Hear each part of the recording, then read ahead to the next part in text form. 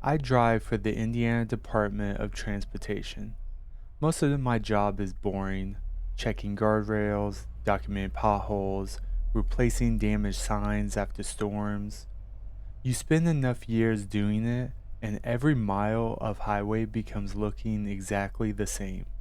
Until exit 143. The closure order came through after heavy rain washed out part of the shoulder. Nothing unusual. Our crew was sent over before sunrise.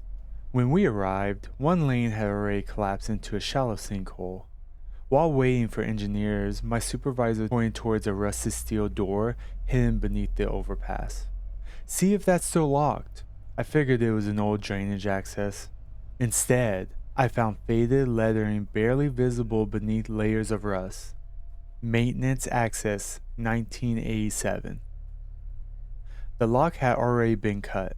Nobody admitted opening it. My supervisor shrugged. Probably kids. He handed me a flashlight. Go check for squatters. I wasn't thrilled about crawling into some flooded tunnel, but it was part of the job. The moment the door opened, cold air rolled out. Not cool air, cold. Like opening a walk-in freezer. And it was in the middle of August. Inside was a concrete tunnel stretching farther than my flashlight could reach. The walls were dry, there was no smell of mold, no standing water, just silence. Perfect silence. Even traffic overhead disappeared after about 20 feet in. I remember turning around because it suddenly felt impossible that I was standing beneath an interstate. It was too quiet. About 50 yards in, I noticed something strange. The maintenance lights. Old fluorescent fixtures lined the ceiling every 30 feet.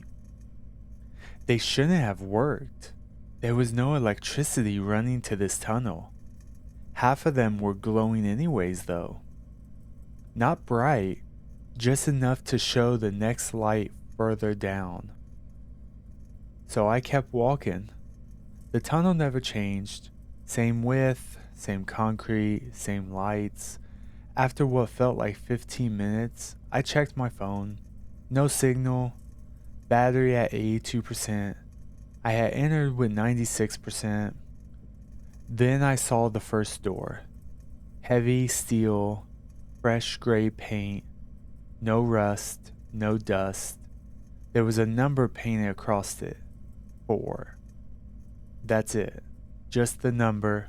No handle, no hinges, nothing.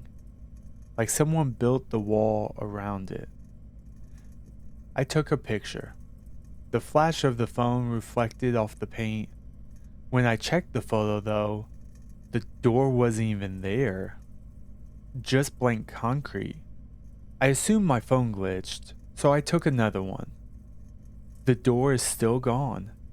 Standing in front of me was a steel door, but standing in the photo was nothing. That's when I heard footsteps behind me. Not echoes, actual footsteps. Slow, measured, always matching my pace. If I stopped, they stopped. I called out. Nothing.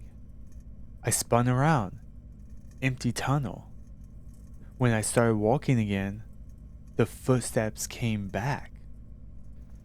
One step behind mine, never closer, never farther. I decided to leave, except the exit wasn't where I left it. The tunnel behind me looked identical to the tunnel ahead. Same lights, same concrete, no door, no entrance, nothing.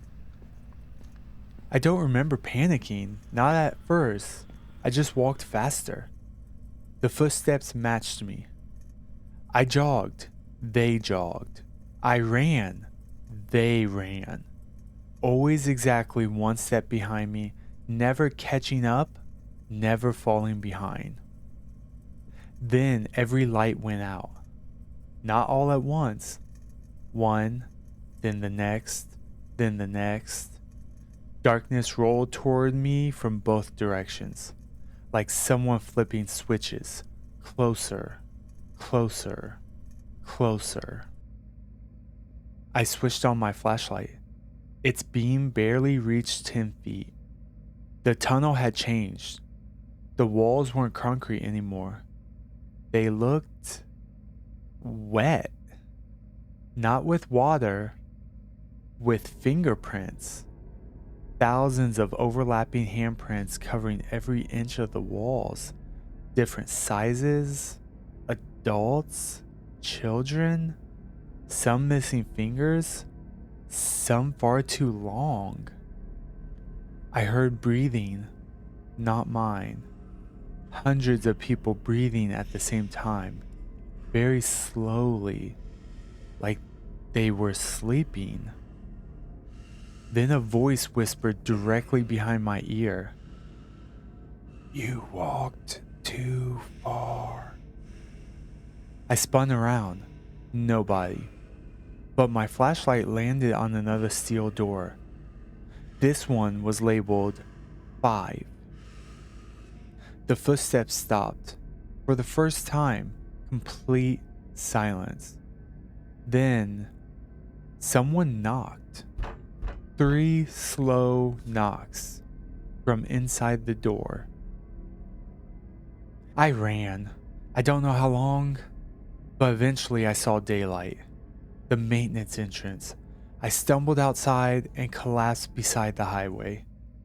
My supervisor looked so annoyed. "You alright?" I asked how long I've been inside. He laughed. 5 minutes, tops. My phone says I've been gone almost 6 hours.